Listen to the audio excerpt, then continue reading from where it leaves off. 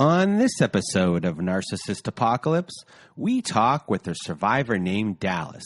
And Dallas was in a toxic relationship with a stonewalling narcissist. It's a story of future faking, subtle abuse, trying to prove yourself, and dangling carrots.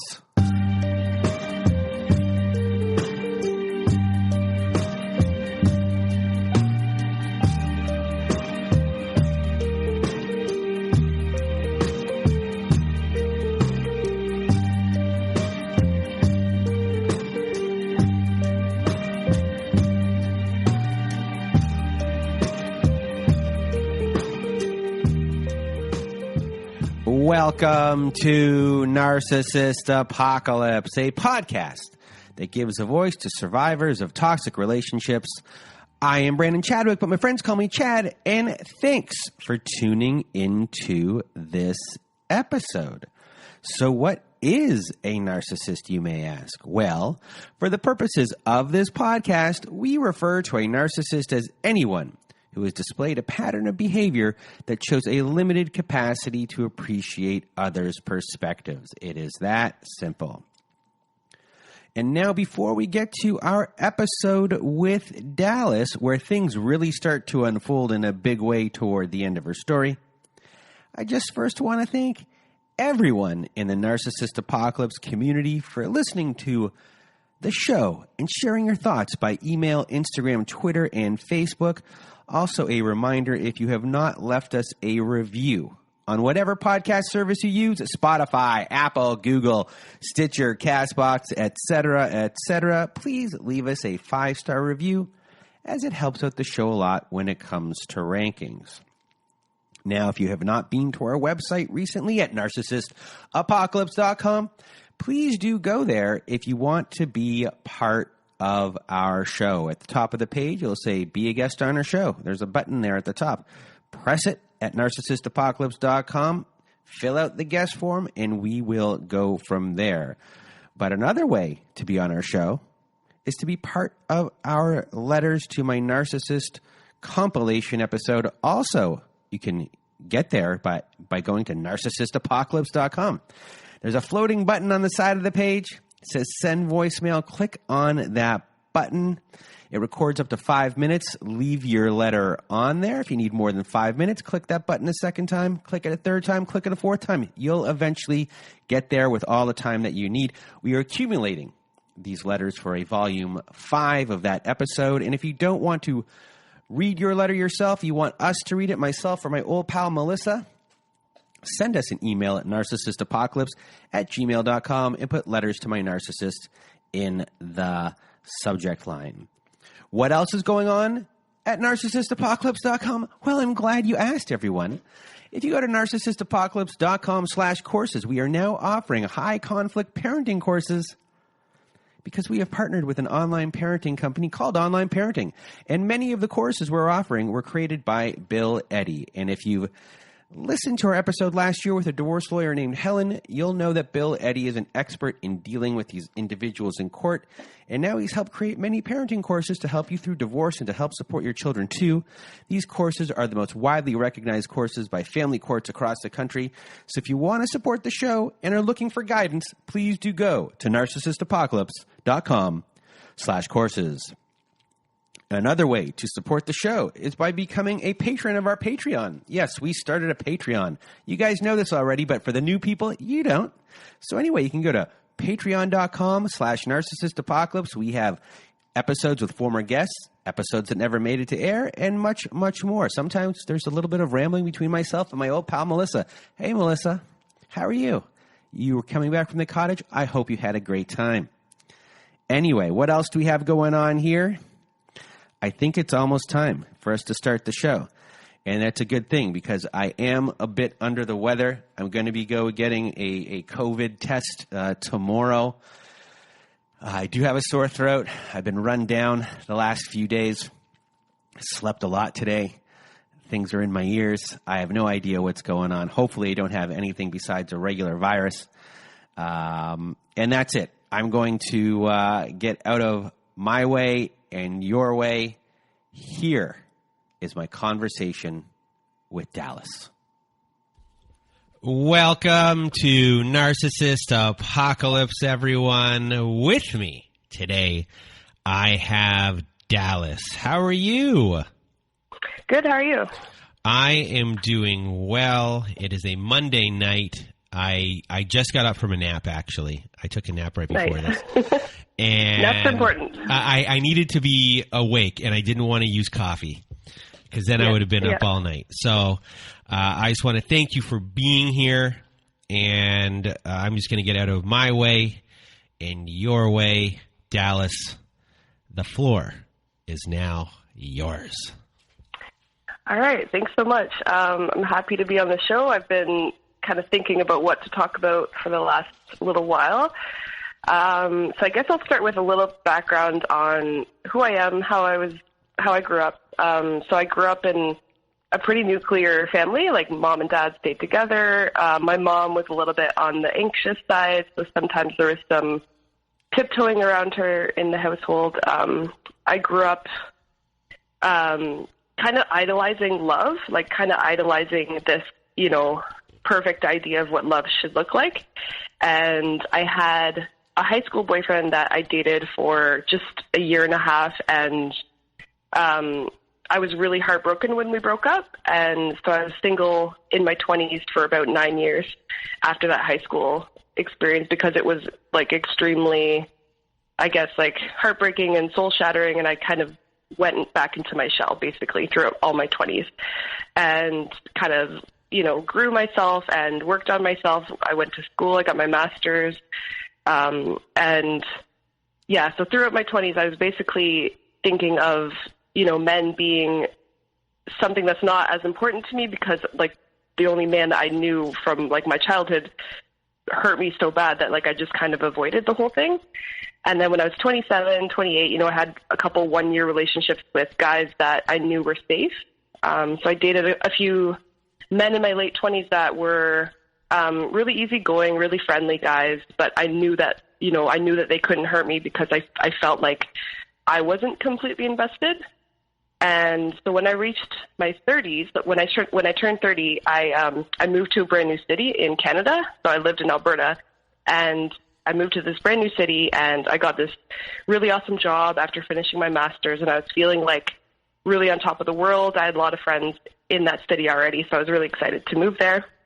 So for the first 6 months, I was just enjoying being single, enjoying kind of my time getting to know the city and getting to know what my new career would look like. And, it was a really fast-paced career too. It was like really kind of stressful at times, but also really, really rewarding. And I was working for the public, and I was working for different charitable groups and stuff like that. So I felt a lot of meaning behind the work I was doing.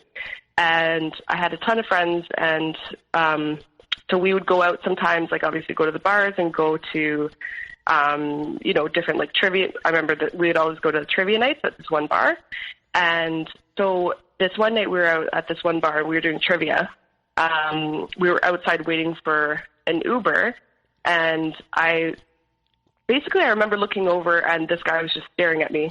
And I remember this feeling of like this guy's really cute and this guy's really attractive, but like we kind of had a little bit of a connection, just there on the street, like just completely random on the street. And I was about to get into an Uber. So I was about to get into an Uber to go to my friend's place. And, so him and I kind of had a little moment where we were chatting, and he said, "Do you mind if I get your number? Like, can you write your number down somewhere?" And I grabbed the Uber's, he had like a business card that I put my number onto, and I gave it to him.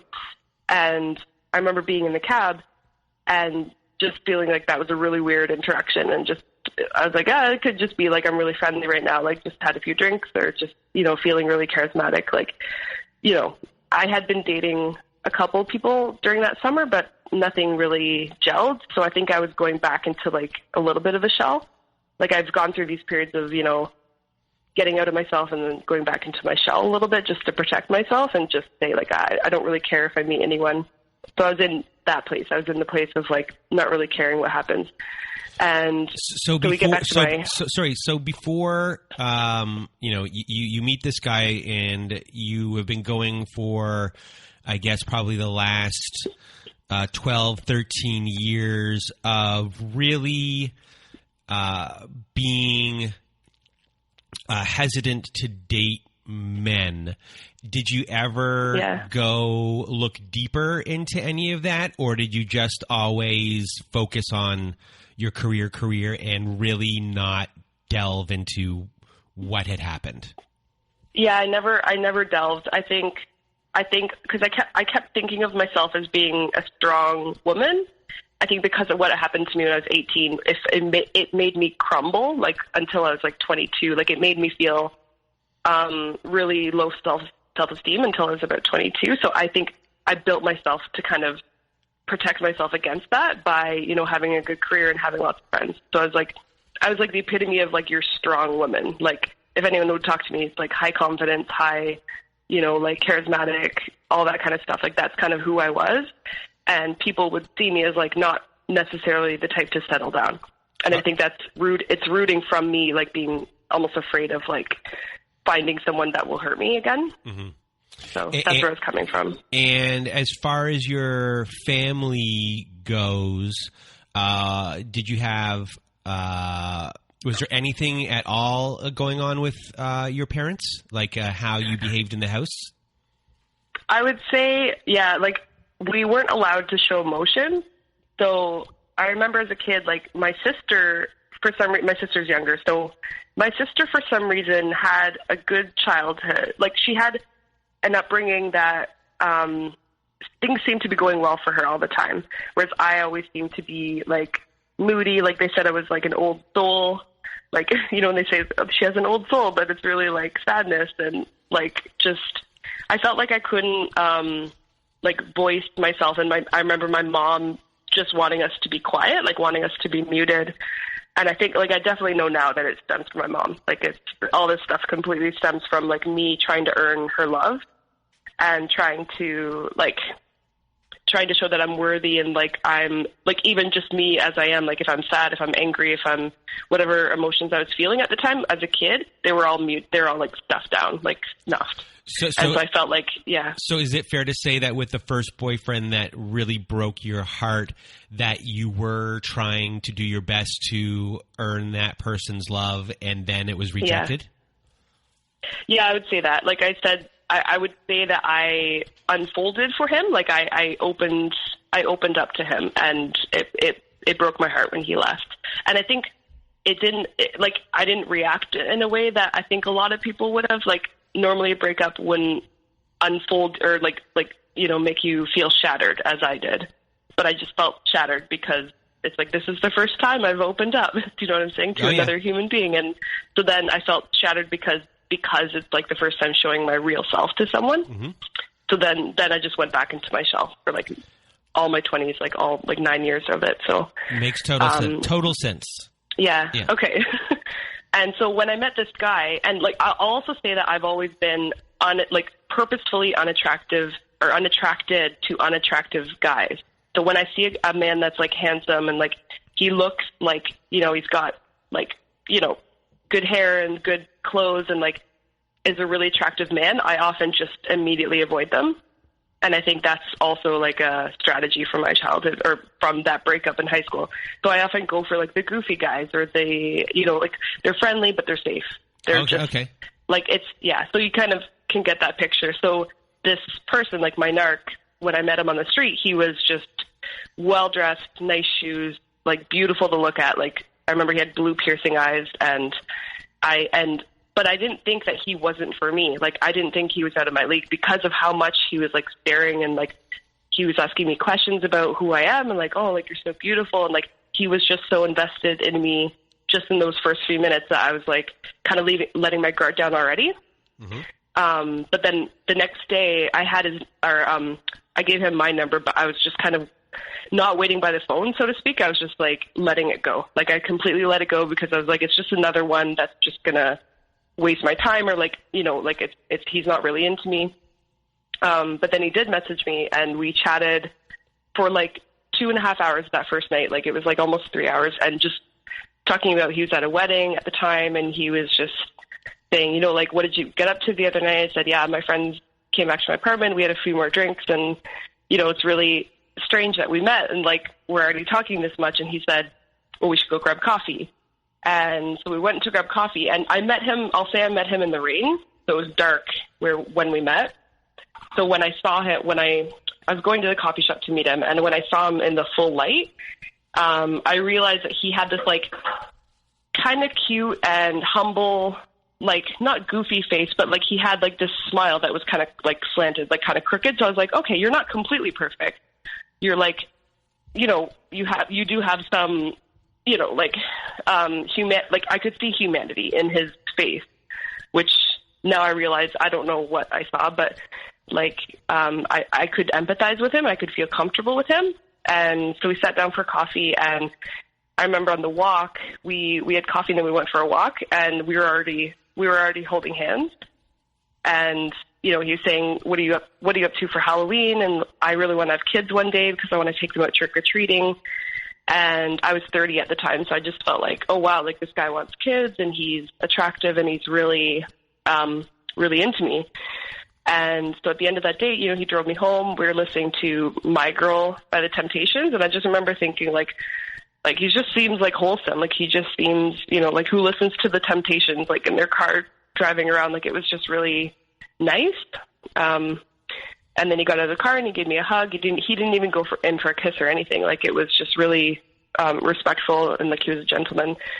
And then we just, the next day, like we kept hanging out, and I was at the dog park with him, and he was telling me about his career, and he was telling me about his friends and his life, and he mentioned that he was in the military. And my first thought about the military is that they're a little more like regimented in their life, and I will say that I come from a background of a little more like liberal. I'd say like more like I would connect more with like kind of people that are like wallflowers, like kind of just like a little bit hippie, a little bit like for instance, I would burn like incense in my place. So that like kind of gives you an idea of like the kind of person I was. And it just felt like it was like really contrasted to like him being in the military and like very like well dressed and like, you guys had a really clean car. You guys are like Dharma and Greg.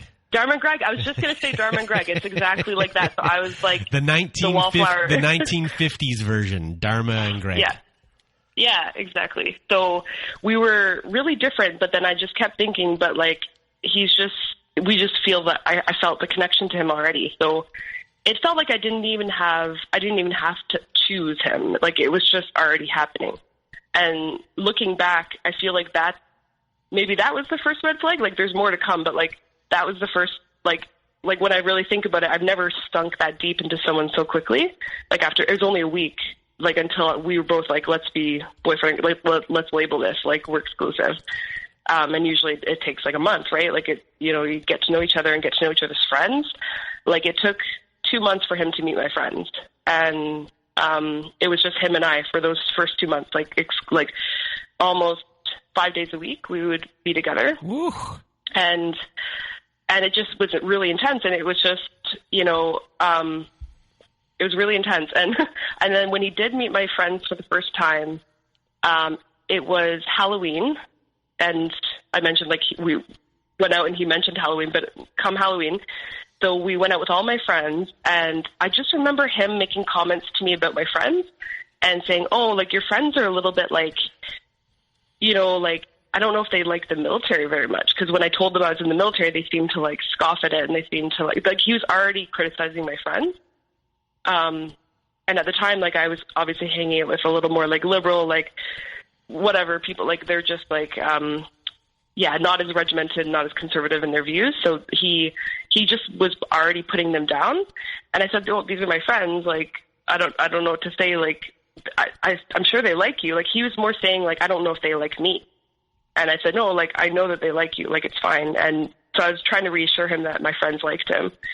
And it was kind of more of the same. Like, we hung out a few more times until Christmas, and he came home to visit my family. And then so how long into the relationship is he coming home to Christmas? 3 months. So 3 months in week one, you guys had discussed kind of children. You're holding hands on date one.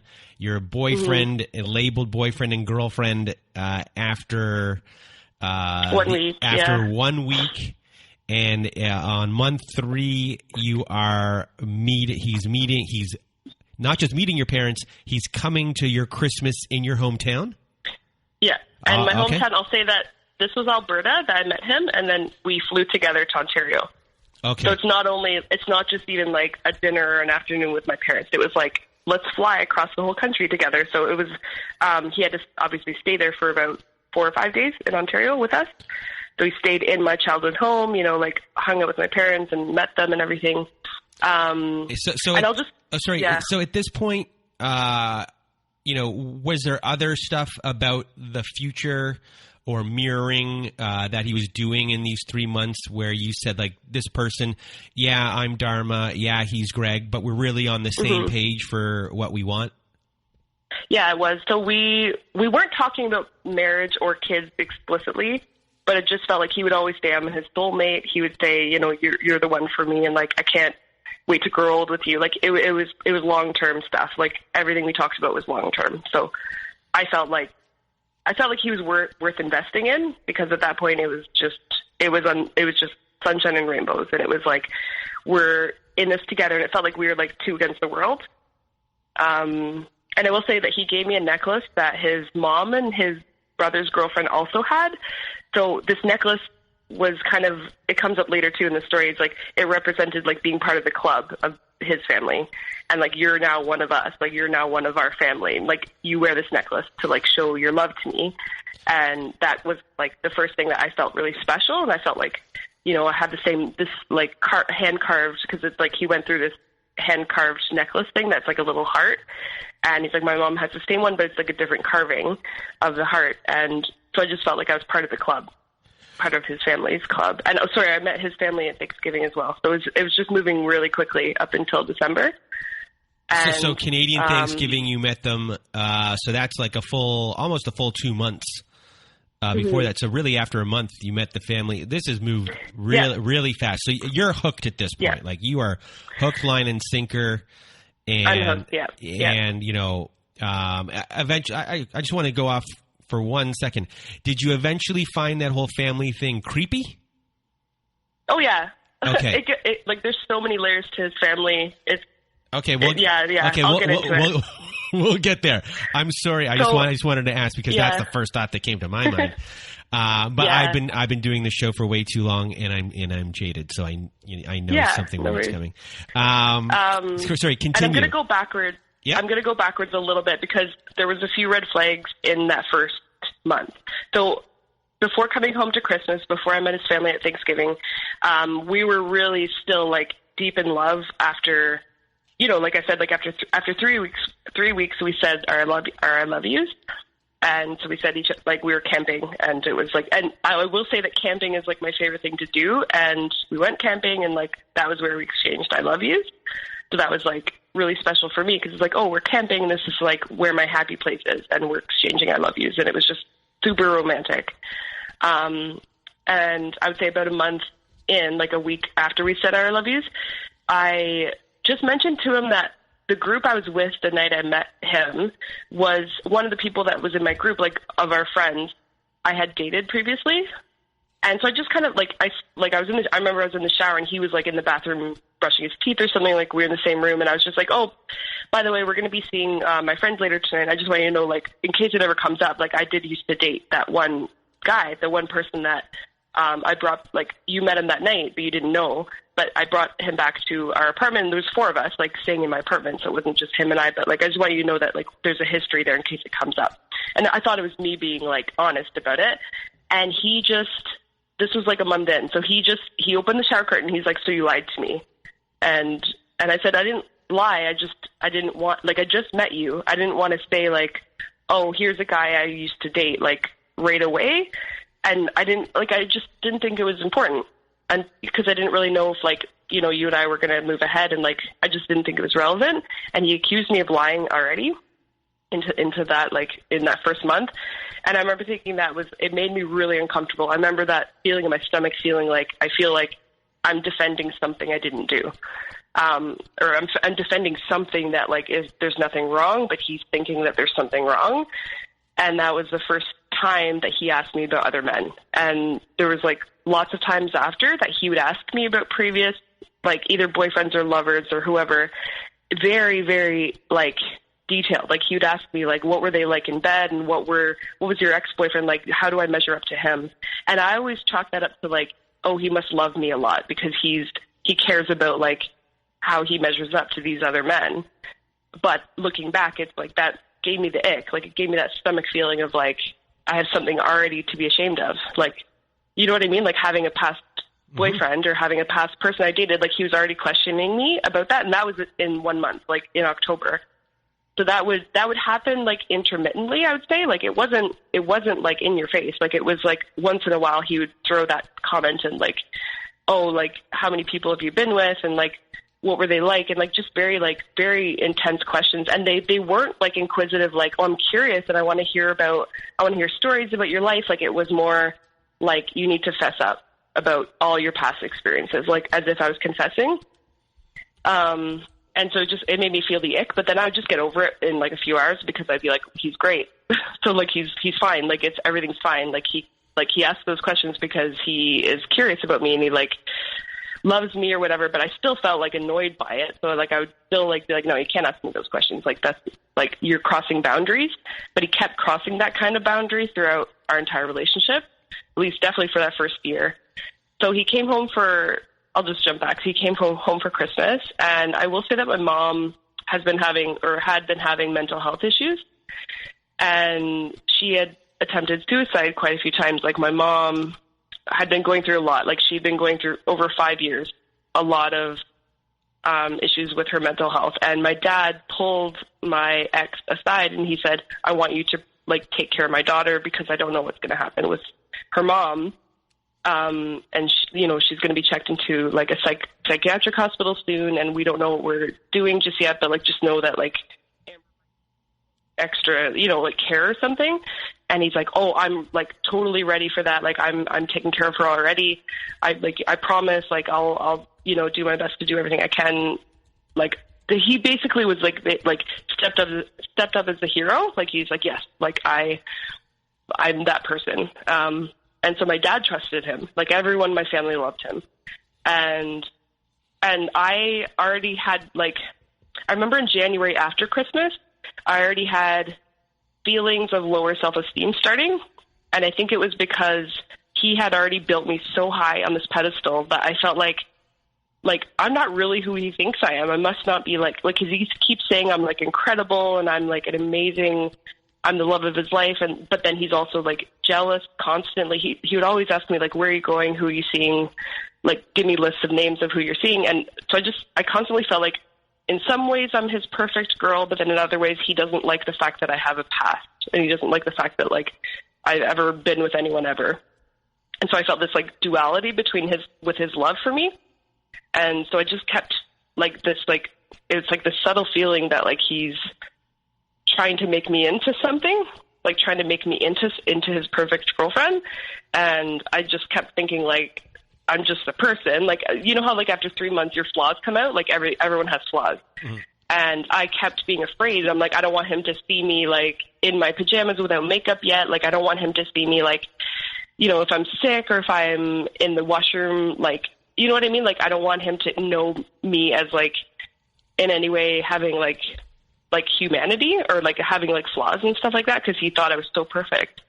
And so I remember feeling really insecure by January that like I wasn't living up to his standard or wasn't living up to like what he already thought of me. And so come March, my mom passed away. Like she had died by suicide and it was horrible. And I remember the first thing I thought of there's a lot of things I thought of when she died, but I was at work when I got the call from my sister. She's like, you need to come home. Mom's, passed away. You need to come back home. And I remember driving home and I didn't think of my narc at the time. Like I was just thinking of my family.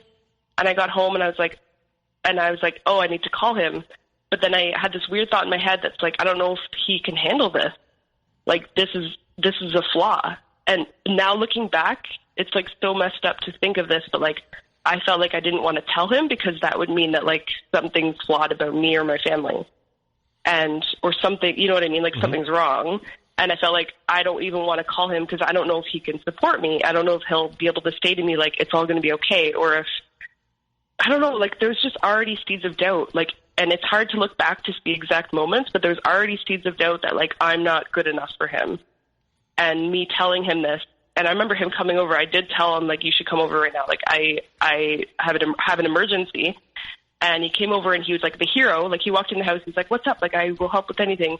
And I said, I don't know if you can. I don't know if this is like, if you want to deal with this stuff. But like, I'm gonna be going through something in the next little while because my mom just passed away by suicide, and like, I have to fly home immediately. Like, I have to go home.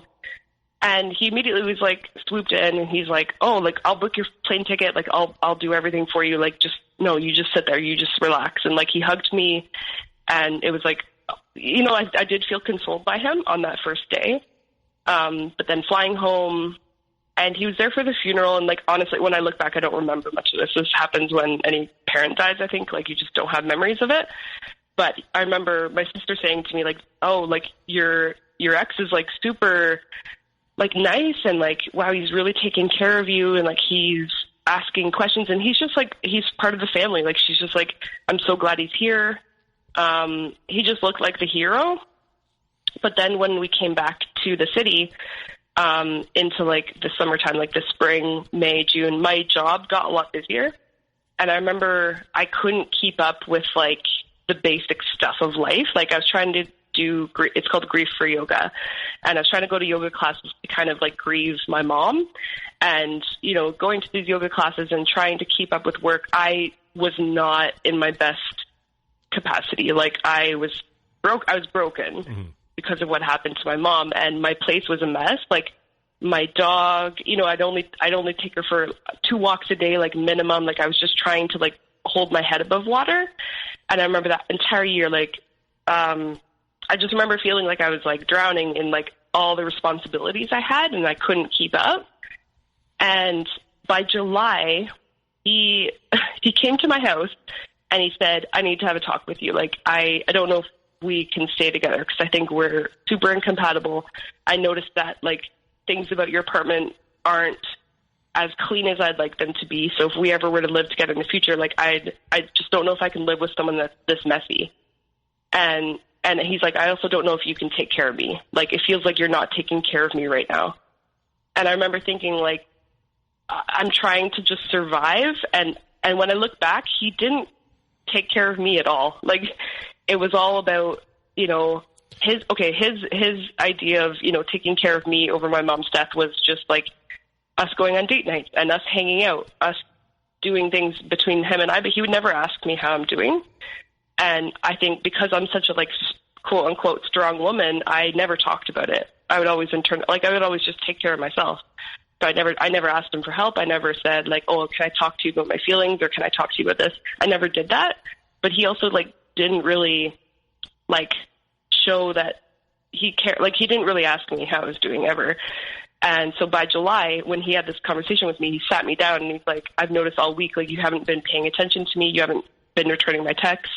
I noticed your apartment's really messy. I don't think you can take care of me."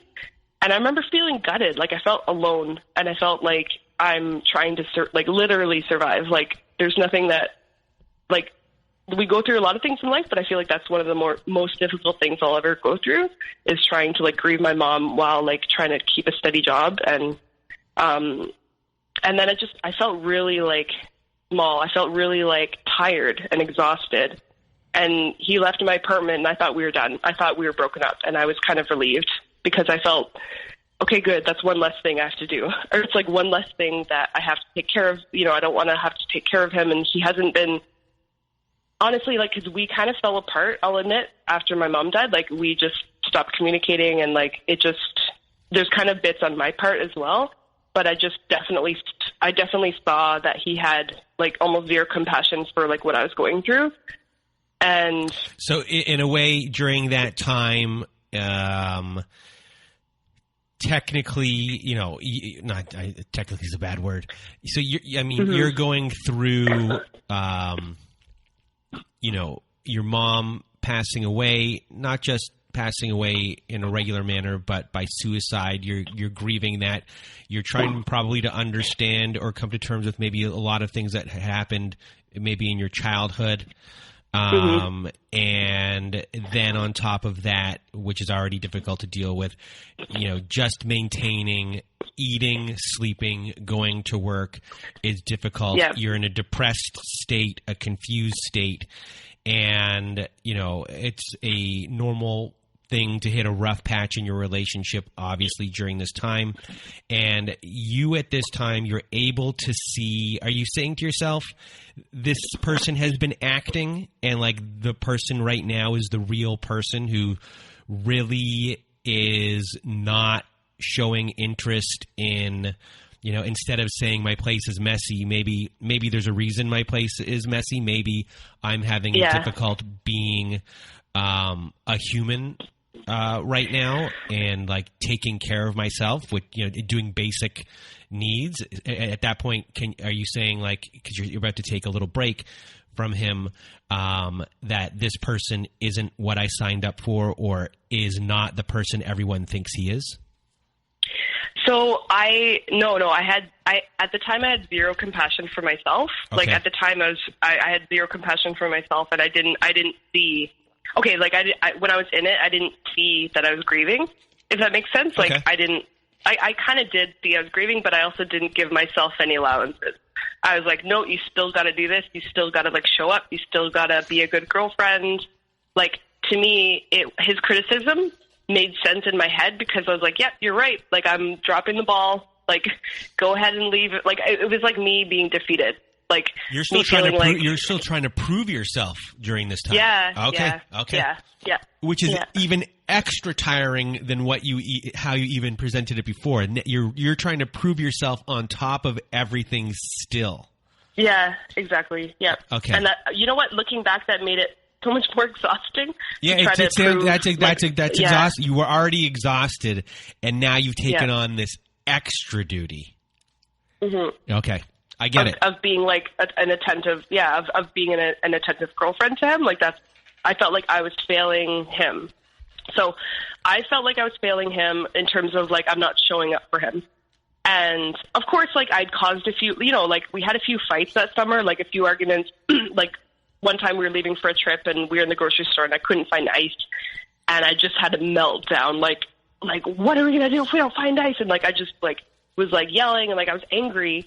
And I had to leave the store, and I just left the store. He came out and he's like, why are you so dramatic? And he would never understand my anxiety. He would never understand, like, he didn't connect the dots between my mom's death and like me having meltdowns or just like an emotional outburst or something. You know how every couple fights, whether it's ice or directions or forgetting a map or like it's just stupid things. Mm-hmm. And I just never felt like I was allowed to have a meltdown or allowed to have sad feelings about my mom, because that would be a flaw, right? That would be like something that's not like, except like, because when I would show him that part of it, he would tell me, oh, but you're so amazing, and like, don't worry, like, life is incredible, like, life's going to be great, our life is going to be great, don't worry. Like, he would never acknowledge my actual pain. He would just kind of skirt around it and say, but you're amazing, don't worry. Like, that kind of stuff. Mm-hmm. And I didn't feel amazing. So I think that's why when he broke up, or his first attempt to break up with me in July, I was super relieved, because I'm like, I don't know why, but I couldn't break up with him on my own. I just like, I felt like our relationship was slowly going down the tubes, but I also still idolized him. Like, I still thought he was amazing and perfect. And I felt like I was the one that was like fucking up. Like, I was the fuck up and the person who's like slacking in the relationship. So part of me was just relieved, because I'm like, good, he just finally gave up, or finally saw that I'm like not like I'm not holding it together. And it gave me really low like that whole summer I had low self-esteem, because I just felt like I couldn't function, but I didn't have the compassion for myself at that period. Like, that came later. Like, so I did start to get compassion for myself later. So that first year I was still trying to be perfect, still trying to keep up, appearances with everyone. And so he breaks up with me, he leaves, I'm relieved. I spend the night in bed and I'm like, good, I get a good night's sleep. Like, I'm just like, kind of, like I said, I'm in survival mode. I'm just like, anything that's like feels good, I'm going to sleep, I'm going to eat whatever foods, I'm going to like just keep going. And then he like comes in the morning and he slides in bed next to me and he's like, oh, I'm sorry for doing that. I didn't mean it. Like, let's just continue.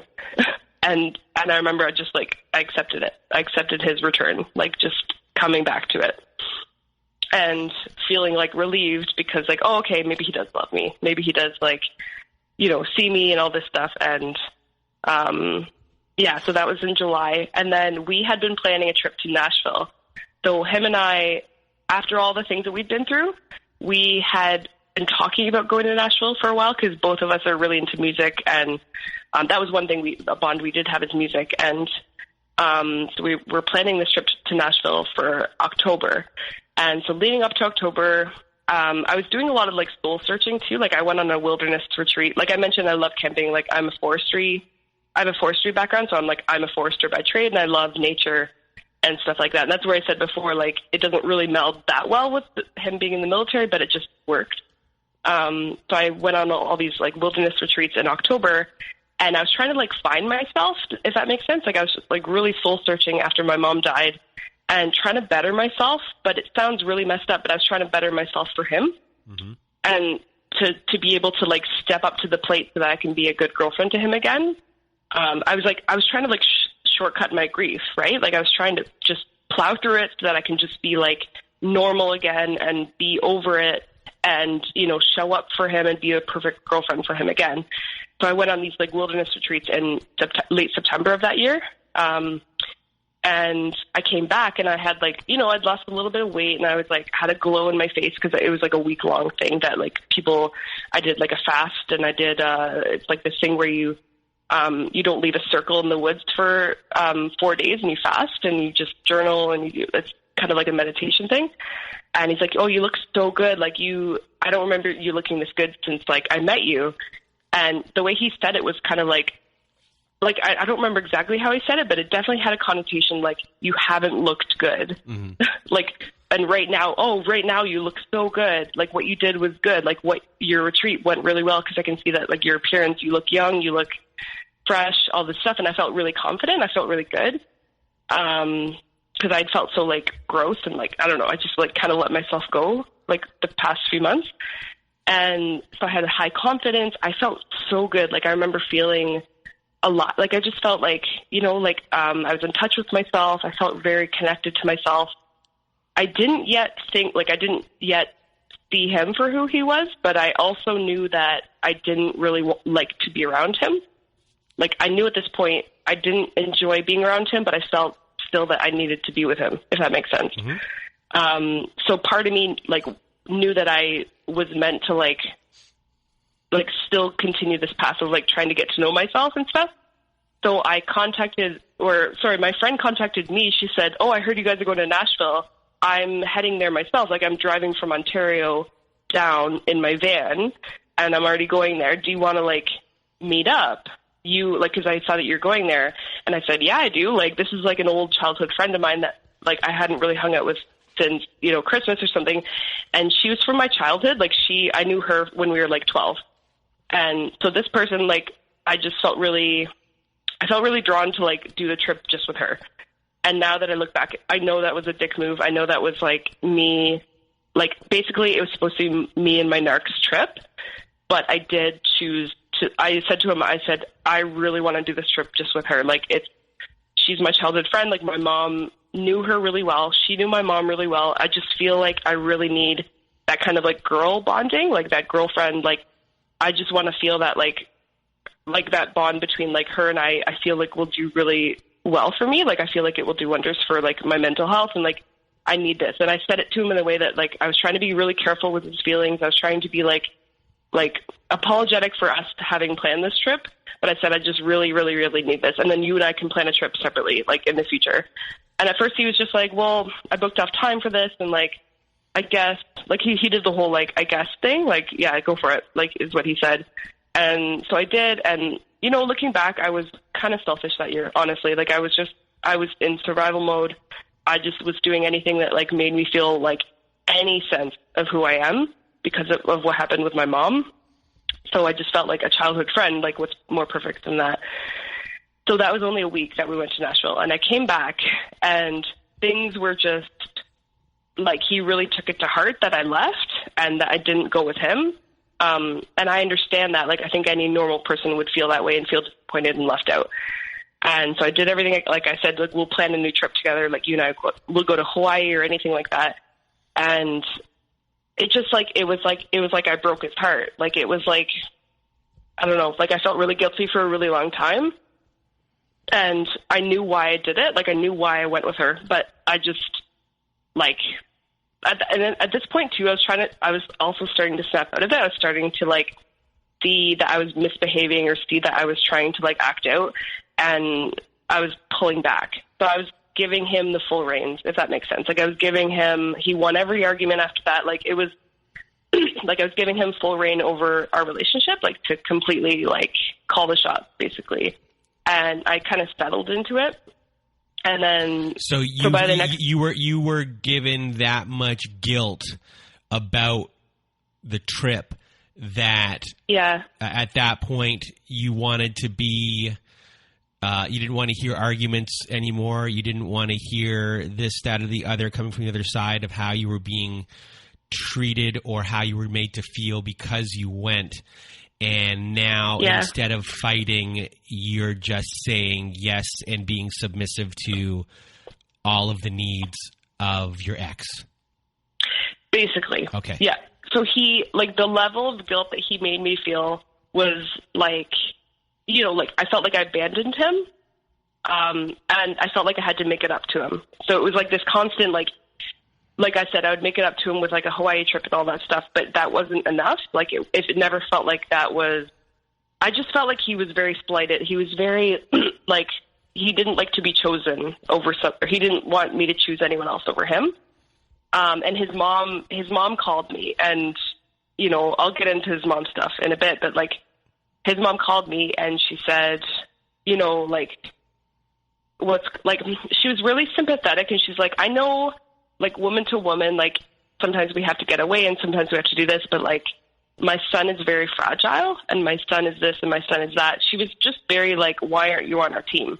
And, like, and I felt like I owed it to her as well. Like, there was a little bit of, like, I owed it to his family to, like, to make it up to him and to make it up to the whole family. But because I'd been, like, a quote unquote, like, bitch to him all summer, you know what I mean? Like, just acting out because of my mom's death and stuff. And he told me, and this is weird, like, he told me when I was grieving my mom, he's like, my mom said that you're probably going to be a bitch this summer. And like, I just thought that's a weird thing to say, like, to your son. Like, you should probably say, like, oh, your girlfriend's going to have a hard time this summer. That's, like, what you should say. But no, like, your girlfriend's going to have a hard time, like, and she's going to need support, not the polar opposite.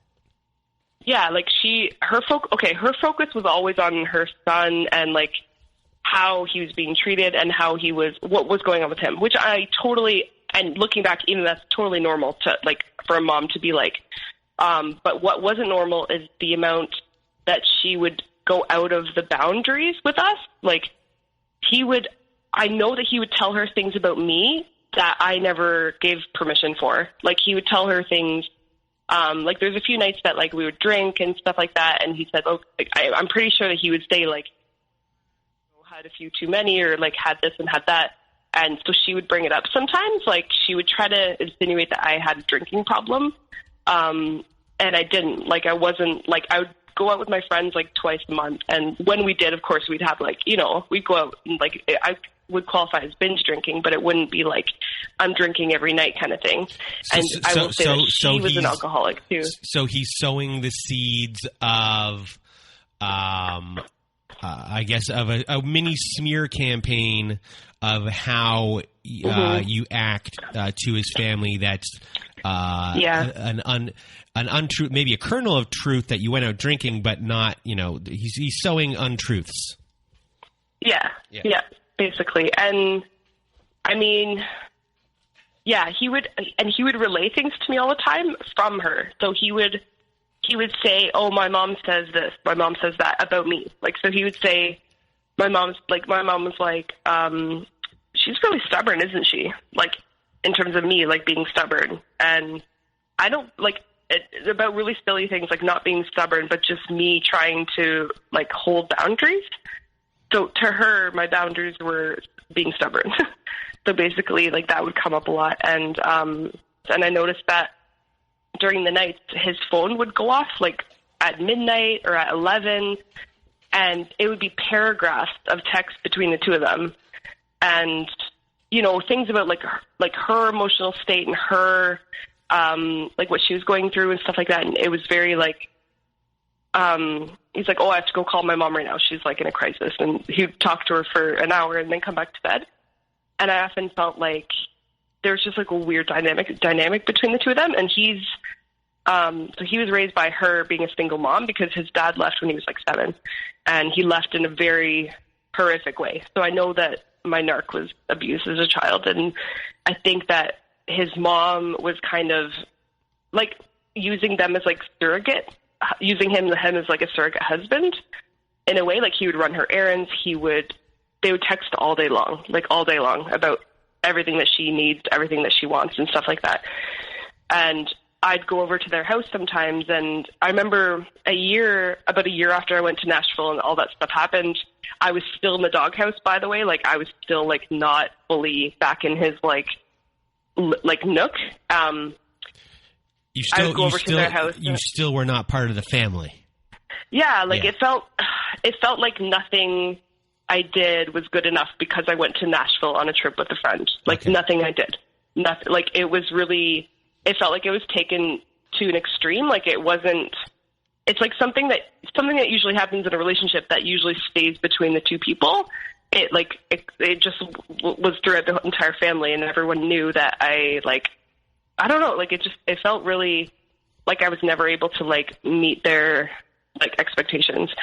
And he stayed with his mom when he broke his foot. And I remember he said, do you mind going to get me some sandals? Just, I want to be able to hop around without having to slip on a shoe, like, and tie my laces up and stuff. And I said, yeah, I can do that. And I felt good because I felt like, okay, like, I feel like maybe this is the thing that makes me part of the family again. This is the thing. Or like, you know, like just ongoing care of him is the thing that will make them like accept me again. And so I think I just went to like a sporting retail store. Like it wasn't an expensive store. It wasn't like, you know, a fashion store or anything. Like I just went to get basic sandals, and I brought them to her apartment. And I will say that she's like very fashion minded, like has Gucci bags, has like expensive like perfume. Like she's a hairdresser. She like, or hairstylist, I should say, and like makeup to the nines. Like she's just very done up all the time. And so I bring these shoes to the place, to her apartment, and the first thing she says when I open the wrapping, she's like, oh, like, she starts laughing, and she's like, oh, you thought these would be good enough? Like, no, he can't wear these. Look at it. They're so ugly. Like, and I just couldn't believe it because I had like a really long week already. And I just felt like everything was bubbling to the surface. Like I felt like I was working really hard at my job and working really hard at the relationship, and her laughing at literally like at the shoes I just went out of my way to buy. It just felt like gutting. It felt like this is like, you've never liked me. Like this is like the thing that I'm doing to like try to help your son and try to like take care of him because he's staying with her. Like it already felt like I wasn't able to take care of him because we were living together, but he's like staying with his mom. Mm-hmm. And I started crying because I just felt very overwhelmed, and I was like, oh, I'm sorry. Like, what did you want me to buy? Like, what kind of sandals did you want me to buy? And I felt very on the spot, and like, he's in the room and he's sitting on the couch and he's just like emotionless, like staring blankly ahead. And like, I had many moments like this with him where I would show emotion. Like I'd be crying, or something's happening with me where I'm like actually feeling an emotion, and he would just be like a stone, like just nothing, no expression on his face. And she looked at him, she's like, console your girlfriend, like what's going on? Like I don't know, like what's happening right now. But I was crying from what she said. So then I left. Like I basically like had it. Like it was like that feeling of like, I'm not good enough, and I haven't been good enough for this family forever. So I left, and I just was so awkward. So did you feel here that maybe, I mean, you had an issue with your family when you were younger, and now here you're being, in a sense, rejected, not just by him, Yeah. but by the family as a whole? And did that add to what was going on at the same time, that now it wasn't just one person? You were trying to prove yourself to this family, and again, this family is not playing with a full deck when it comes to you. Yeah. It's because it came out of left field, because I thought most people would be polite, like, oh, thanks so much. Like, they might not like the sandals, but they might be like, in the back of their head, they think, oh, we're not going to use these sandals, but thank you. Like, Yes. That's how I thought a normal human would react. But the fact that she had no problem, like, laughing.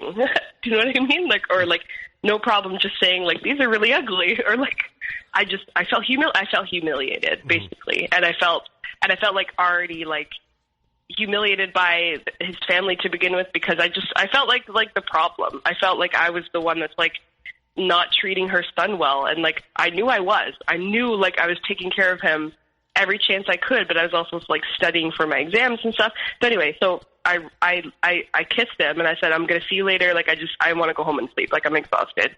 And I tried not to make a big deal of it, but I was still, like, actively crying. And, like, she went in the other room. She went to the bathroom because she felt awkward.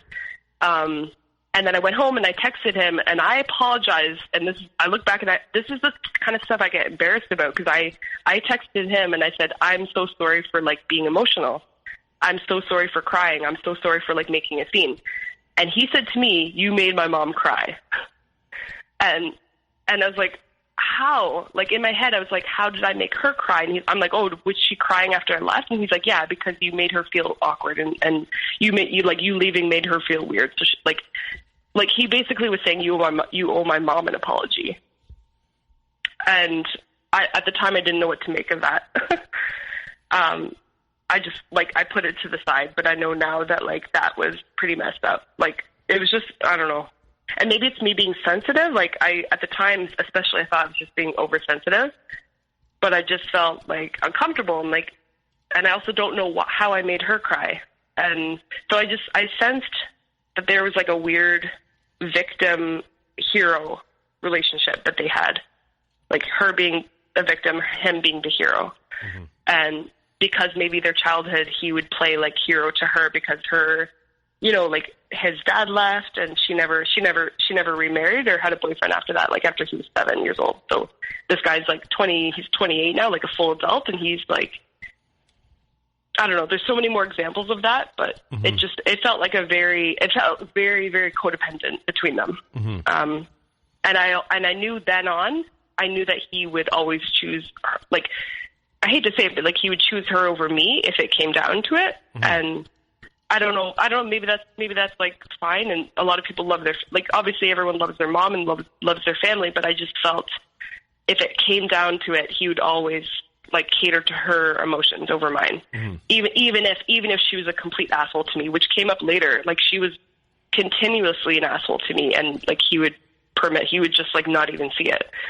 So anyway, so I felt like after that year, it felt like we were kind of, like, the dust was settled. Like, he kind of got over Nashville. Like, he got over what basically, like, that whole year of me trying to, like, rediscover myself and, like, not abandon him, but, like, me, basically I was just doing my own thing because I was just trying to get over my mom's death. So year 3, but it was just constantly like, I'm not in the nook yet. I'm not in the place where I was in the beginning. And it gave me such low self-esteem. Like, how I was before I met him, I was great. I was like 9 out of 10 for, like, my confidence and my self-esteem. But then after I'd been through all this with him, like, it was, like, slowly dwindling because he stopped giving me affection. He would, like, I wouldn't say his abuse was, like, what's the word? Like, it wasn't outward. It wasn't obvious.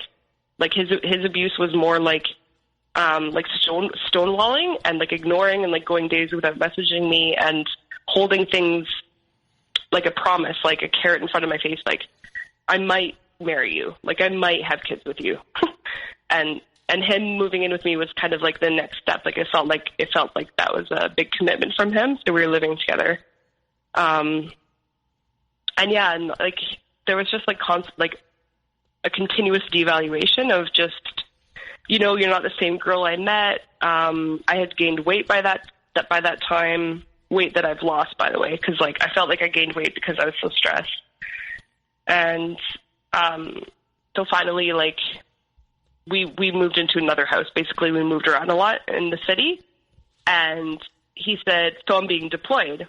And so he told me that he was going on deployment, and then right before he was about to leave, he was like spouting all these things to me, like, I want to marry you, I want to have kids with you, like, you're my person. And I didn't believe them right away, because I was like, you haven't said this stuff in years, like, I don't believe you. But then he continued to do it. Like, he ended up going to Iraq, and then when he was in Iraq, we would video chat, and he said, you know, I've been thinking about a lot, like, especially being here, what we went through, like, we've gone through a lot, like, with your mom, and, like, everything that, you know, like, it feels like we've invested so much into it already. Like, why would we, like, why give it up? Like, and so he said, why don't you come to Bali with me? And I said, yeah, like, I could do that. Like, it's, he said, it's my leave. Like, he gets, like, a leave after 4 months. So he invited me to Bali, and I thought that was, like, I honestly thought that trip would be, like, kind of a reinvigoration of our relationship, because when he was away, I really missed him, and I could tell that he missed me, or I thought that he missed me. And so we were talking the entire time he was away. I booked a plane ticket to Bali, and leading up to it, okay, so the biggest thing about Bali is leading up to it, I, like, did so much self-care, you know what I mean, like, self-improvement. Like, I whitened my teeth, I did tanning, I, like, worked out. I worked out for a whole month, and I lost, like, I think at least 10 pounds over a month. And it was just, like, I felt good. I felt like, okay, we're on a good track. And so I get on the plane, and I'm going to Bali. And, you know, in Vancouver, there's a big flight delay. And so I had to stay in a hotel in Vancouver, and it ended up being like 42 hours to get there. Ugh. And it was like really long, and like the longest flight I've ever done. And when I was about to leave for my morning flight in Vancouver, I texted him over WhatsApp, because WhatsApp at the time was all he could use. And I could tell that he was active, because it said active at 3 a.m. And I could see that he was active, and I just said, hey, I'm about to leave on my flight. Just let me know, like, you know, like, kind of like saying goodbye. And like, I was kind of expecting him to text back. And I saw that he was active, but he wasn't texting back. And then, so I got in the flight, and it's 13 hours to get to China. And I was in Guangzhou, China. And I got off the flight, and he still hadn't texted me. And I got off the flight, and I said, hey, what's up? Like, I messaged you yesterday, and just wanting to, like, check in with you to make sure the time's okay that I arrived. And he's like, yeah, it's okay. Like, he was just acting really, like lackluster, like, really, like, and I'm exhausted, and I felt this pit in my stomach, like, oh, my God, like, is coming here a mistake? Like, he's going to be, like, distant like he was before. Like, he's going to be this and that and the other thing, and, like, I just was worried about what it would be like between us. And then I got to the hotel in China. Like, I was staying in another hotel before I got to Bali. And I messaged him. I said, can we have a quick phone call before I come? And he's like, yeah. And then I called him, and he's like, we need to talk about the elephant in the room. And I'm like, what is the elephant in the room? And he's like, that, like, things aren't working with us. Like, he was just like, we can do this trip together, but I don't know what this is anymore. And it just came out of nowhere. Like, it came out of nowhere, and I was like, the entire summer we were building up to something, it felt like. And I felt really gross. Like, I just felt, like, disappointed, and I went to bed. I went to sleep in this hotel, and I woke up, and then I flew to Bali, and I was way less excited at this point. Like, you know, just having gone through, like, all this stuff, like, that entire month to prep for the trip, and, like, I was feeling like it would be, like, a romantic trip. And I showed up, and I said, you don't have to meet me at the airport. I was just trying to be, like, easygoing. And he was at the Airbnb that I had booked for us. And I'll mention too that he brought a friend with him. So he brought, like, another guy who was in Iraq, like, doing his tour. Mm-hmm. It was the two of them and me together on the trip, which, like, looking back, I probably shouldn't have agreed to that, because it was supposed to be just, like, me and him. But this other guy was with us on the trip. So they're already at the Airbnb. I texted him when I arrived, and he didn't text back. Like, it was, I knew the address because I knew where they were staying. So, like, I was like, fine, I'll get a nice taxi and go. And I was expecting him to be there to like help me with my luggage or something, like just be greeting me like after 4 months.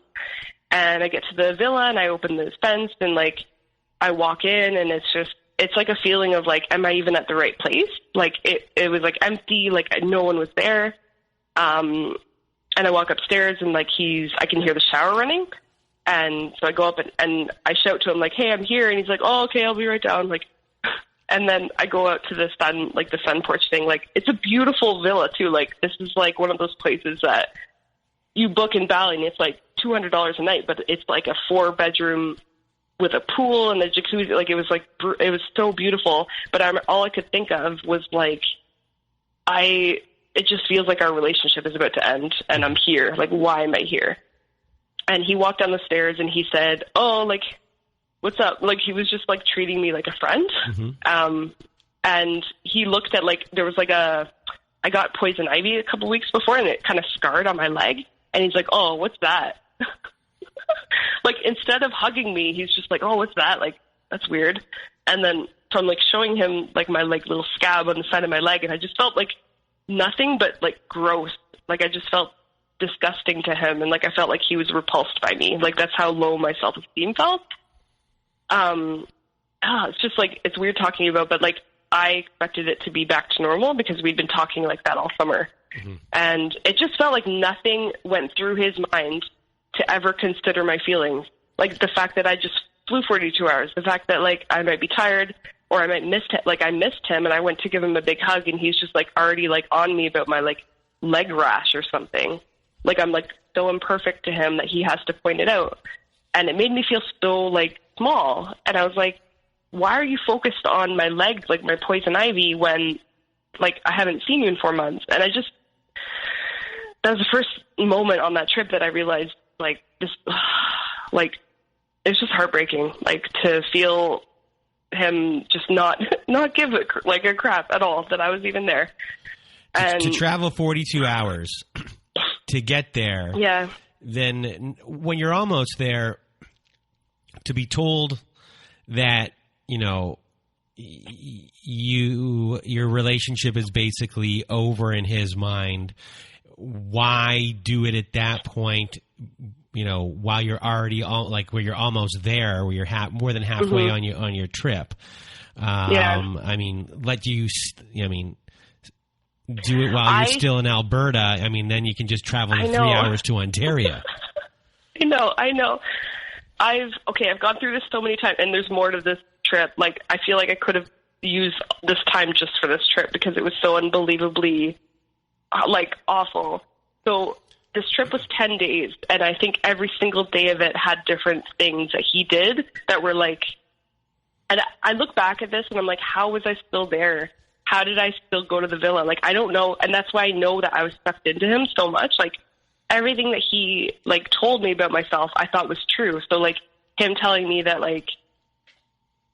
before he left, he told me like I was a cookie that's done baking and that I'll never change because I was 33 at the time. He's like, you're a cookie. You're like one of those cookies that's done baking. Like, you can't go back and unbake the cookie. Like, he was kind of telling me like I'm flawed, and that I'm like, I don't know. I always felt like I was flawed in his eyes.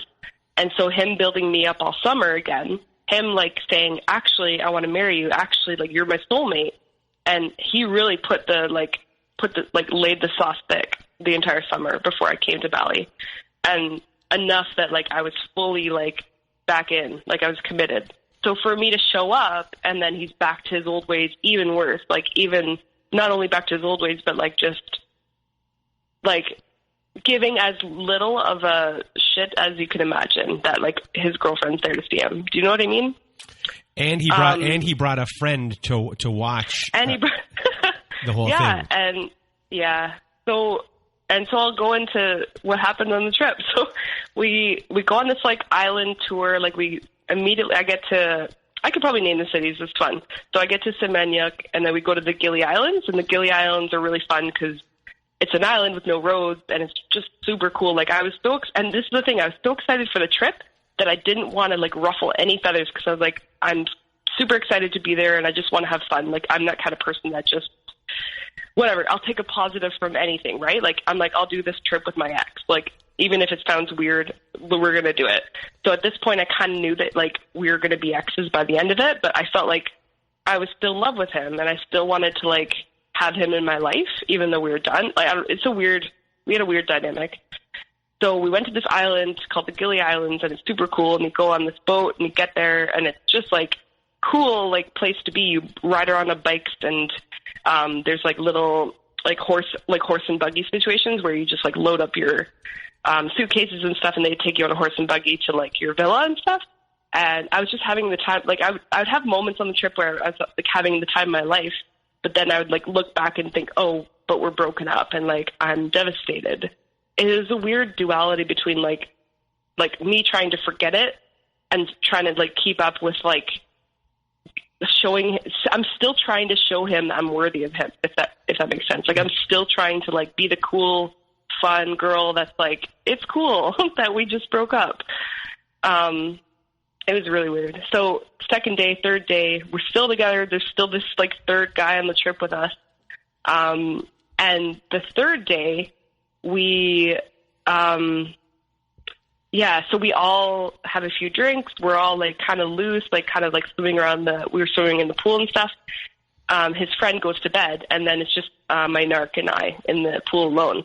And he's like, just so you know, like, like 6 days ago, I did hook up with someone in Bali before you got here. Oh. And I said, okay, like, why?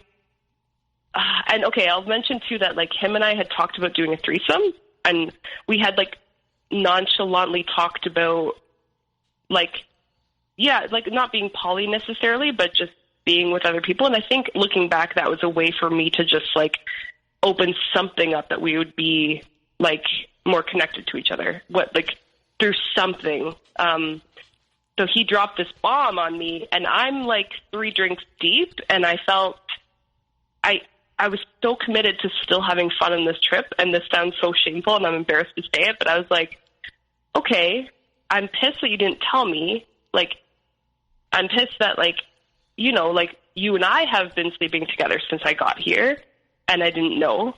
And I'm pissed, like, yeah, just everything about it was like, I'm just pissed. Like, you and I had talked about having, like, a threesome or, like, having a third person in the relationship just for fun. And this was when we were like, in a good spot, like, that previous year or whatever. And I said, but we never really solidified that. And, like, I never gave you permission to, like, go off and, like, I don't know, like, it felt somehow in my head, I didn't think it was cheating, if that makes sense. Like,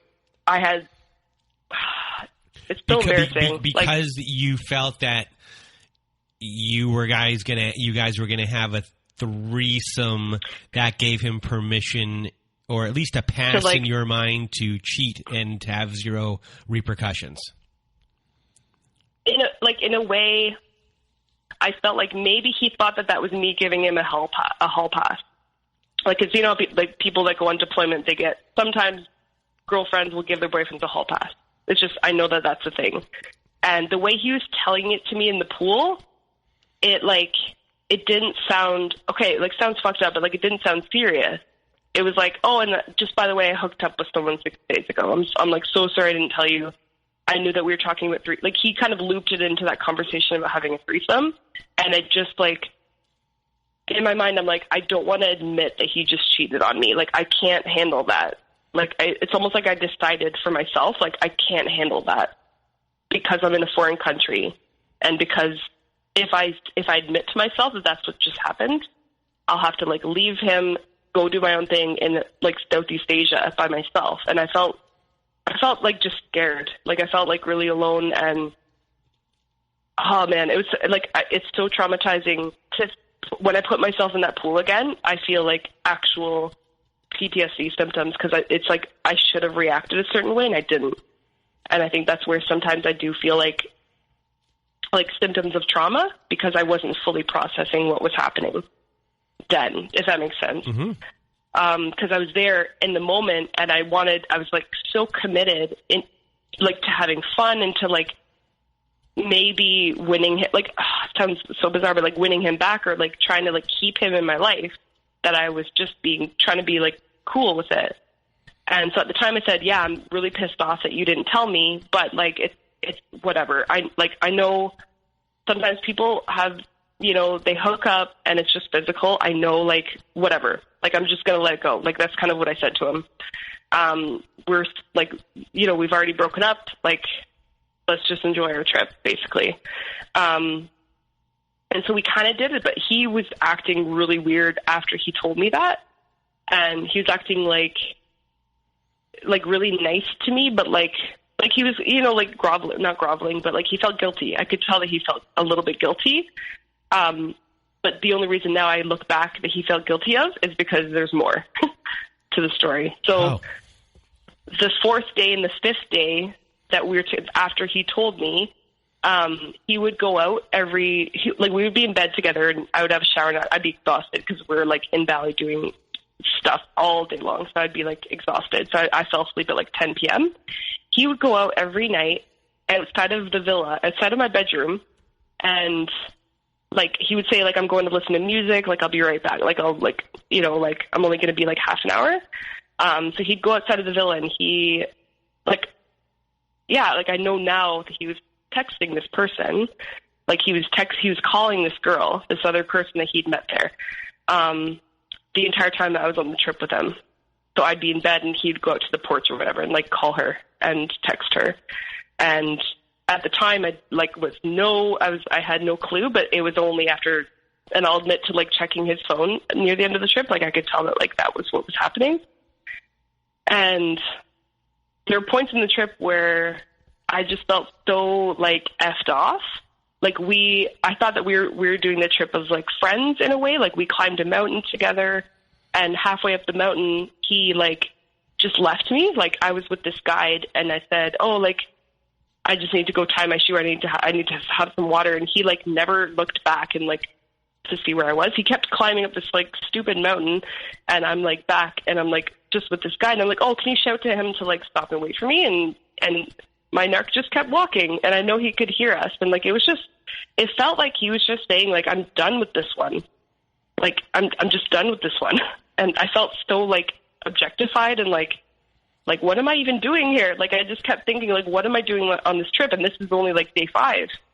And the next day we went to the market, and it's like in Ubud. So Ubud has like all the temples and the cool markets and stuff. And like, it was so cool. Like when I look back, I do appreciate that like we were there and like I was there and I went through these markets and like really cool stuff. And we had plans to separate for the day and meet up again for dinner for sushi. So him and I like were split up for the day and we split up for the day and we were making plans for dinner and it was like 4 p.m. I'm like, hey, what time do you want to meet for dinner? And he's like, oh, I already ate.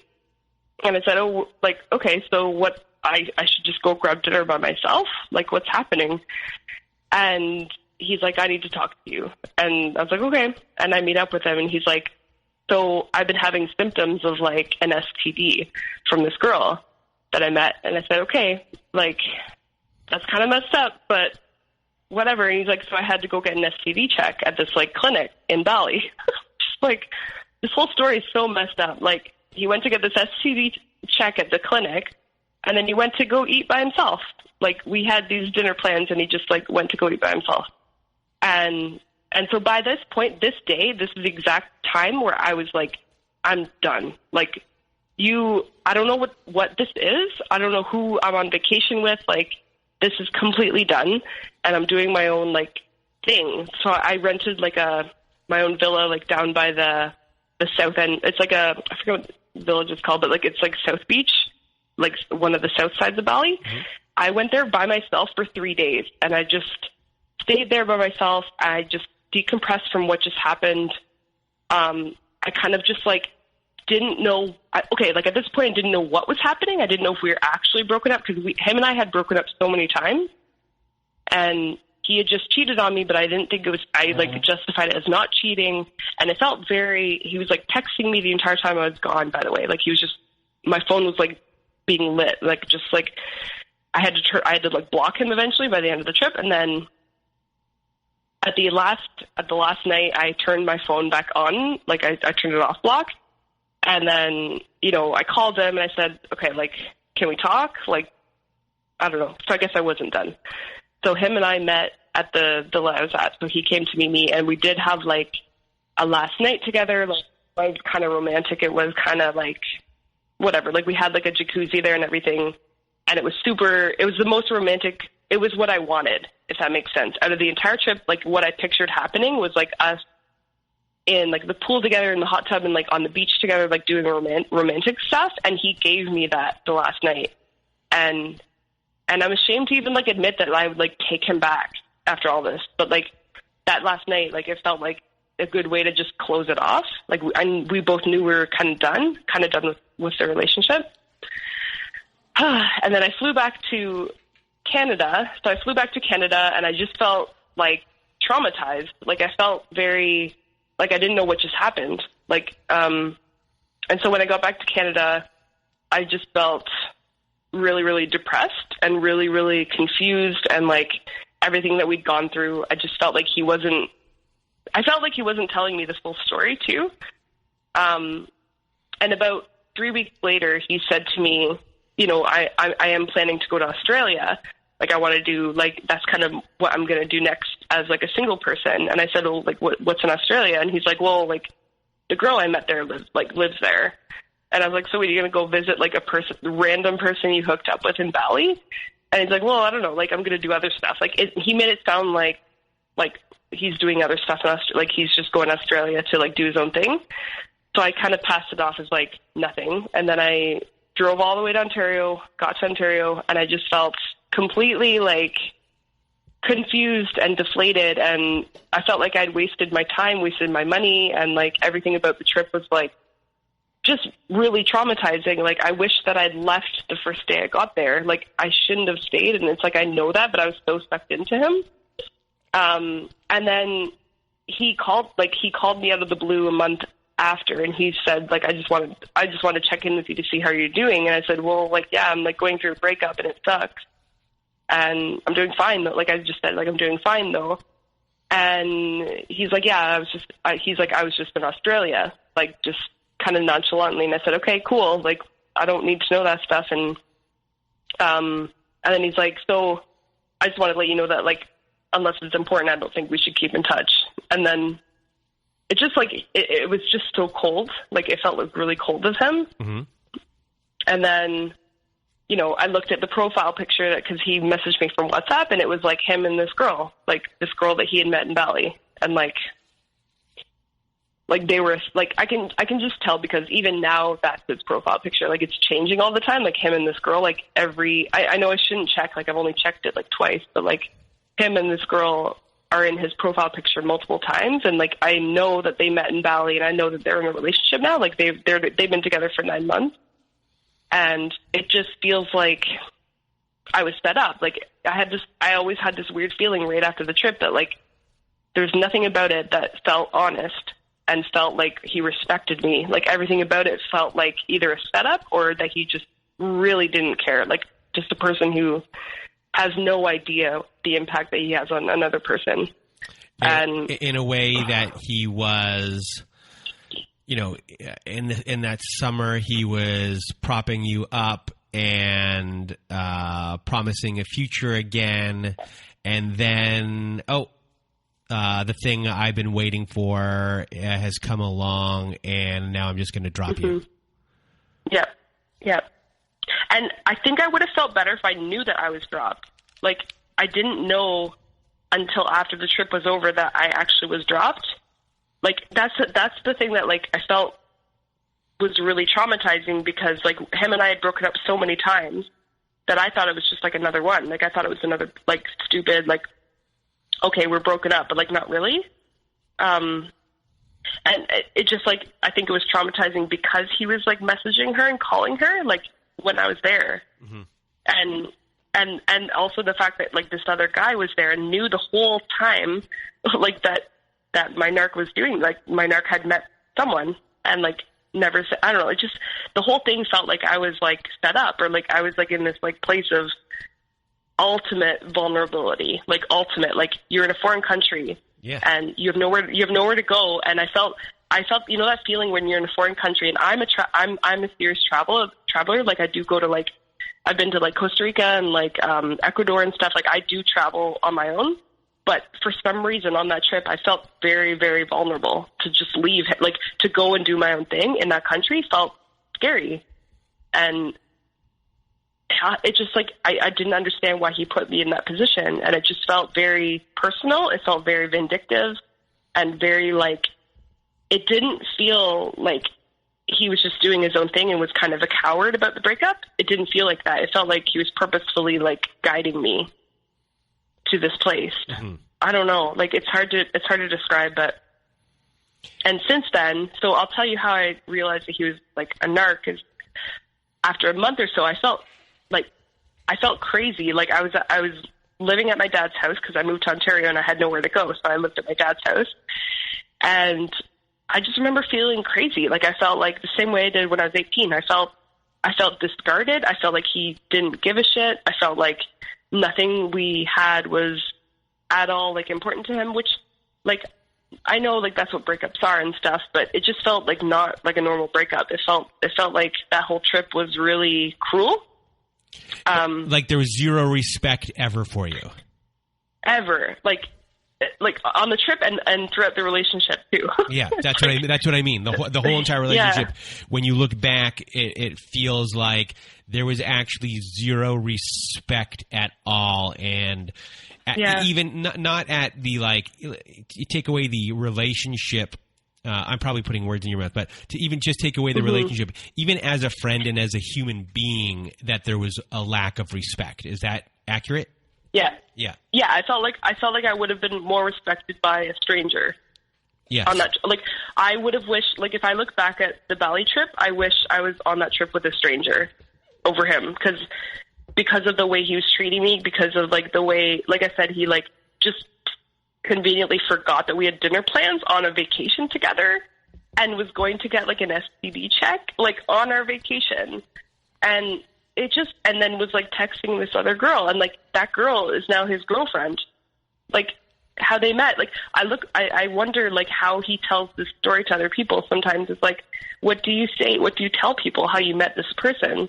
Like, oh, I met her in Bali. And then people might say like, oh, weren't you in Bali with Dallas? Like, weren't you in Bali with your girlfriend at the time? Like, how do those two things add up? Like you met your new girlfriend on your vacation with your old one. Like, it's so weird.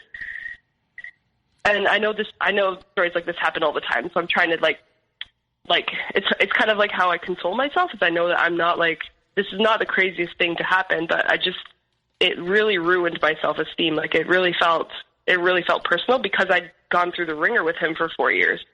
Like it really felt like I'd done everything I possibly could do to prove to him that I was worthy of like his love and his whatever. And like at the end of it all, he just, I showed up to a foreign country and he's like, nope, like I'm done with you. Like that's how it felt. Like it was, I don't know. So when you're back in Ontario, you're living with your dad. You said you started to notice, did you start researching narcissism, or how did you come to find everything? So how it happened really, really slowly, actually really quick because of COVID, but I was there so I was there in February of this year. So during COVID, so I got there February 18th and then COVID happened March 13th, I want to say. So the first month I was there thinking that's a regular breakup, thinking it's like, I just missed him and I just think like a lot of stuff happened with us. But then I start to like wonder why I have such low self-esteem. Like I'd had breakups before where it was like, like you just feel like you worked hard at something and it didn't work out, and you're like, I kind of wish I didn't waste my time. But I felt like my soul was like, my soul felt crushed.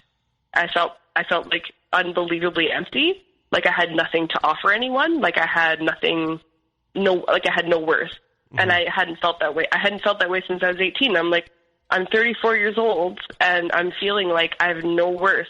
And I said to myself, this isn't normal. Like, I'm like, Dallas, what a breakup feels like? This is not like a usual, like, oh, it didn't work out and we went our separate ways. Like, this is like so, cause I woke up every morning feeling, just worthless. Like like completely worthless. And so I just decided to reach out to his ex, which sounded crazy at the time, and I felt like absolutely psychotic, but I actually reached like a rock bottom where I'm like, I don't care. I don't care how I look to her. I don't care how I sound to her. Like, because he had told me about one of his exes that he said that she was crazy. He said that she cheated on him, that she, like dumped him and like was really cruel about the way she dumped him and all this stuff. So I said, I'm just going to reach out to see, like, was he this cold, and was he this, like, is what I went through something that could be shared with anyone? Because I just felt so alone. And so I reached out to her, and she's like, before we even start talking, she's like, you're not crazy.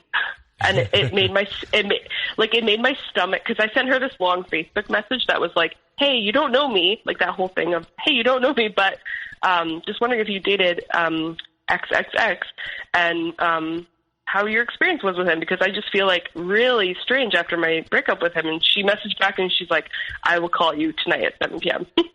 And she said, just before I start, you're not crazy. She's like, he put me through the ringer. He was jealous.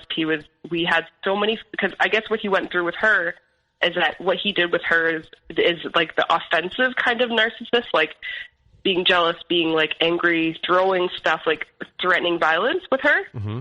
And he threatened to not only kill himself, but to kill her, like after the relationship. Like he gave her like verbal threats over the phone, and like he stalked her for a year after.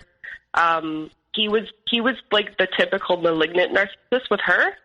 And then I think by the time he got to me a year or two later, he was more like covert with me, and more like subtle. Like everything he did was very subtle, because he maybe didn't want to expose himself, because he exposed himself to her really quickly. They only dated for a year, she told me, and she said she knew right away, but she felt so sucked in and scared of him. She felt like, she told me, we talked for like 3 hours. It was crazy. And by the end of that conversation, I felt so much less alone. And I'll be honest, before I talked to her, I didn't know what to do. I was like, I don't know who I am anymore. Like, I had no identity. I got to the lowest point that I feel like I'll ever get in my life. And it's like, it's scary. Like the lowest, the points you can get to after a relationship like that. I realized that like you can feel so awful, but then having just one person believe you, or like see like what's happening, is like so it helps me so much. And then of course I started researching like narcissism. I watched one documentary which is amazing. Like there's this I forget who put it out, but it's a documentary about narcissistic abuse, and each person like shares their story. And then I found your podcast, so it really like, once I started to see it from the outside and I see it subjectively, or objectively, sorry, and I've taken myself out of it, then now I'm learning about me. So what made me like fall into it? Like what was the dynamic between myself and my mom? What was my onset? What was my outlook getting into the relationship that I can learn from that? So I'm trying to be like, I'm educating myself now about what happened, but I'm also still like, I relapse all the time. Like I fall into deep holes where I'm like, no one will love me. Like I'm awful, like I'm worthless, but then I do go back and forth. So I feel like now it's been 6 months, and things like every month, like I feel like things get clearer and clearer. So yeah, so I feel like at the end of the day, sometimes you have to go through stuff like this to like really learn what your worth is, and like what not to tolerate and stuff like that. So now that you've gone through all of this, you're in the healing stages of things. You'll probably be doing a back and forth for a little bit, but over time, things will get clearer. And you might be. Do you have flashbacks? Like, do you have like CPTSD type flashbacks where, like shame and guilt and things like that? Like over time, that will lessen. But before we leave, do you have any, I guess, words of wisdom for people that might be going through the same thing? Yeah, let me just think if I have anything super insightful. You didn't have anything written down? Come on.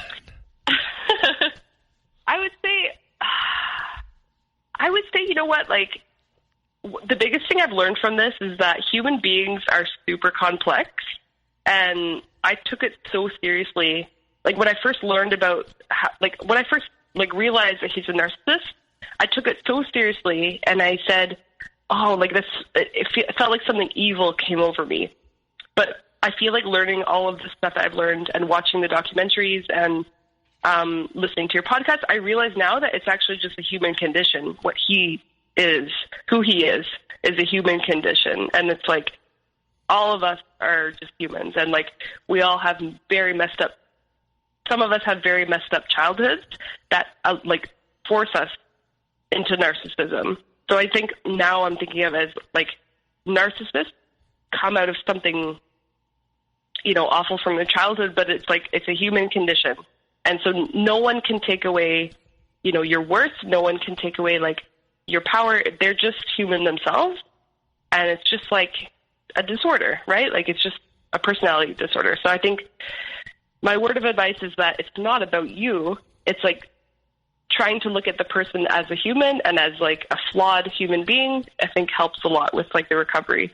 Because none of us are perfect. And I think, at the end of the day, like, we're all doing our best, and, we're not what they told us we are. Well, Dallas, I really want to thank you from the bottom of my heart for you being here with us today and sharing your story. So thank you for being here. And for everyone else out there who is listening, I hope you have a good night.